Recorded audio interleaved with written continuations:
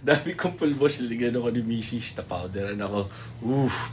Anyways, idol, nakalimutan ko tuloy yung tanong.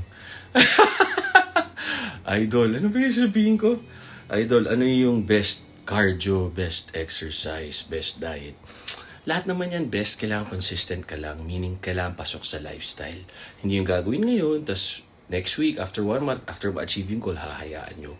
And then, malalaman nyo lang kung okay kayo sa kanin, okay kayo sa steak, okay kayo sa itlog, okay kayo sa oily foods, di kayo okay sa oily foods, okay kayo sa high carb foods, okay kayo sa ganito lang na kadaming protein, okay kayo mababa yung protein. Sa workout, ganun din. Kung ano yung na-hit nyo, kailangan na-feel nyo yung muscles nyo. Ganun lang siya ka-simple. Wala nang ibang paraan dun.